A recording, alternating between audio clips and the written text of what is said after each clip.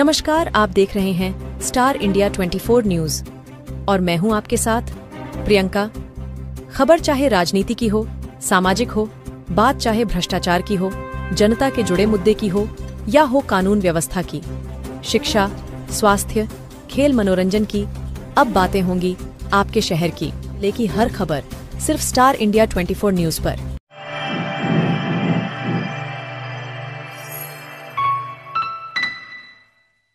आपल्या क्षेत्राचे आमदार राहिल्यानंतर या 10 वर्षाच्या कारकिर्दीमध्ये त्यांनी आपल्या या भागामध्ये किती कामं केली हे सर्व पूर्ण आराखडा आपण लोकांनी केला पाहिजे, हे महत्वाची बाब आहे।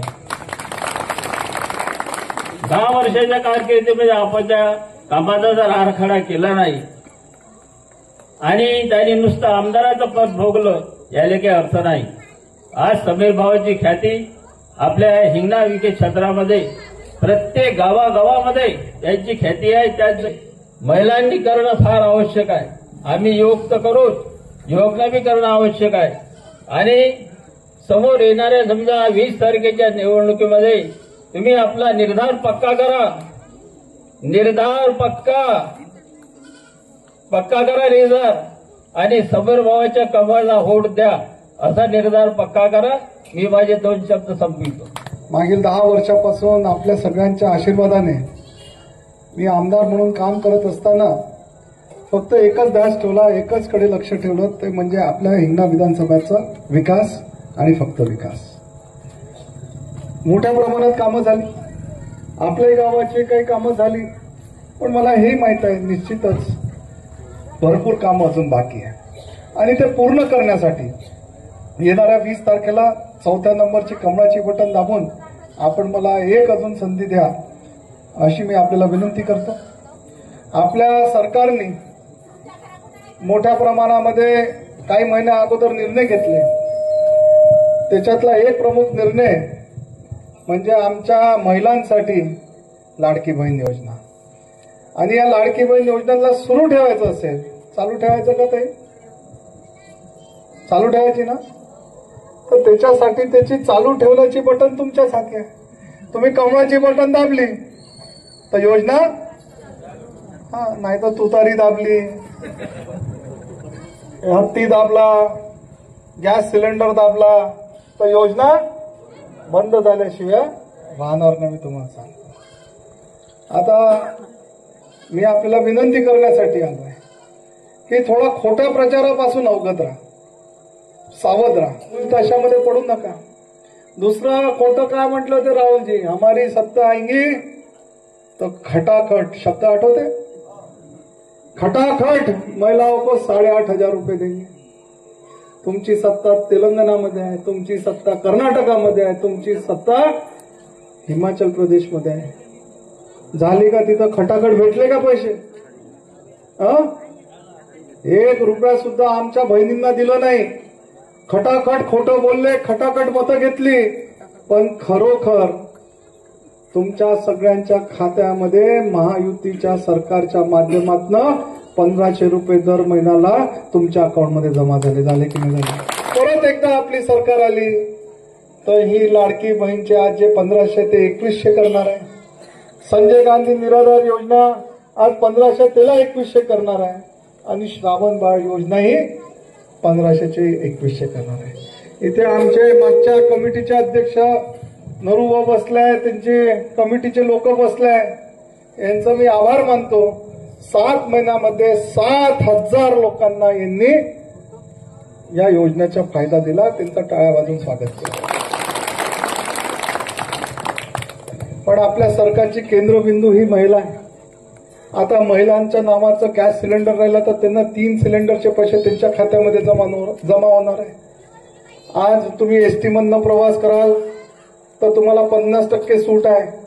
आणि सगळ्यात चांगली योजना, आता कुठल्याही जातीची, जमातीची, समाजाची, गोरगरिबाची मुलगी राहिली तर तिचं उच्च शिक्षण, ते असे 55 कोर्सेस आहेत, त्या 55 कोर्सेसमध्ये त्यांना कुठल्याही कॉलेजमध्ये ऍडमिशन भेटलं त्याची शिक्षण शुल्क भरण्याचा निर्णय ह्या महाराष्ट्र राज्याने घेतलाय, त्याचं अंमलबजावणी झालं आहे। त्याच्यात मेडिकल असो, डेंटल असो, नर्सिंग असो, आयुर्वेदिक असो, इंजिनिअरिंग असो, आर्किटेक्ट असो, आणि या निर्णयाचा अंमलबजावणी सुद्धा झालाय. आज इथं कास्तकार वर्ग आहे.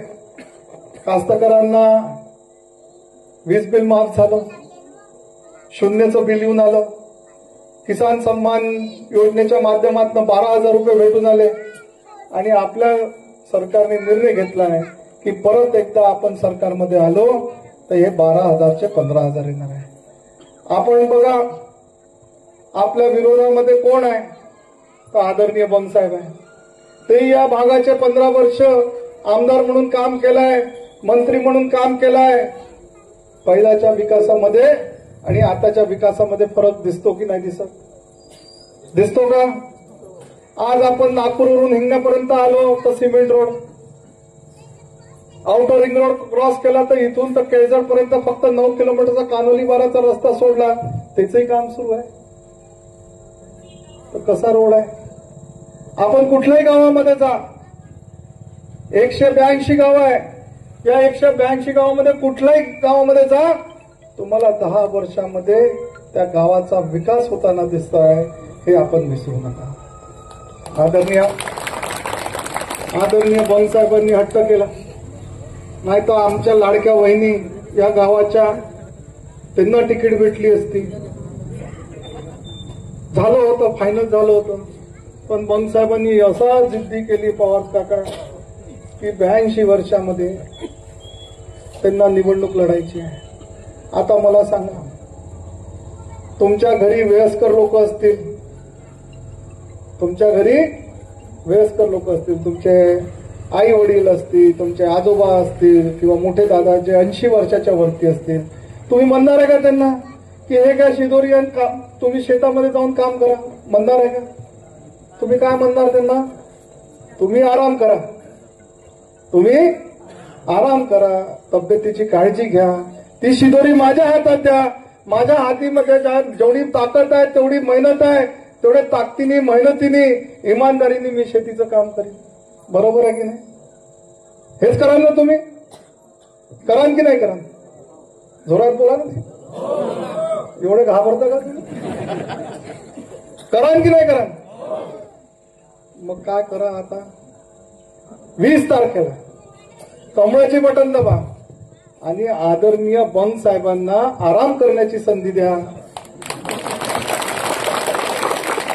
आणि मला परत एकदा आपल्या सगळ्यांची सेवा आणि विकासाची संधी द्या. पण वहिनी आमच्या इथल्या असतात तर टफ फाईट झाली असती.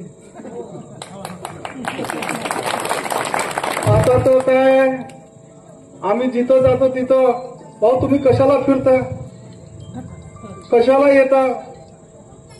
बंगसाहेब काही करूच शकत नाही. त्या ह्या वयामध्ये ते मंत्रालयाच्या पायऱ्या चढू शकणार नाही, ते काय काम करणार? मी म्हणतो असं नाही ना, इलेक्शन सारखं असतं, आम्हाला करायचंच आहे. पण बंगसाहेबांनी पण आता नवीन एक गेम करून आले. आता लोकांमध्ये जाऊन आले आणि म्हणून आले लोकांना की मला पचलकडी द्या. पचलकडी माहिती आहे काय? शेवटची काडी. म्हणजे हे माझं शेवटचं निवडणूक आहे, मला 1 मत द्या, शेवटचं 1 मत द्या. अरे बाबा, आदरणीय बंगसाहेब ते पितातुल्य आहे. नेहमी मला 30 वर्षापासून जिथं कुठं भेटतात मी त्यांच्या पाया पडून आशीर्वाद घेतो. मी त्यांना विनंती करतो, त्यांना एक प्रश्न विचारतो. जाऊ द्या, त्यांना कशाला विचारू, तुम्हालाच विचारतो. तुम्हीच एक प्रश्नाचं उत्तर द्या मला. खरं कोण देईन? हात वरती करा. कोण देईन? एक खरं सांगा. म्हणजे खरं उत्तर देतो. हा प्रश्न विचारतो. हा प्रश्न तुम्हाला सगळ्यांना आहे आणि खरं उत्तर द्या. अगर तुम्ही उद्या आमदार झाले, तुम्ही सगळेच आमदार झाले समजा, आणि तुम्ही निर्णय घेतला की याच्यानंतर मला आता निवडणूकच लढायचं नाही आहे, मी निवडून आलो पण याच्यानंतर मला आता इलेक्शन लढायचंच नाही आहे, खरोखर तुम्ही लोकांचे विकासाचे कामं कराल का? नाही करणार. बहुत जमत पडलं, जेवढा होईल तेवढा जमा करून घेईल. विकास काम करणार नाही. तुम्ही विकास काम करणार नाही, तुम्ही लोकांच्या संपर्कात ठेवणार नाही, लोकांच्या सुखादुखात जाणार नाही. फक्त आमदारकी भेटली तर 5 वर्ष आराम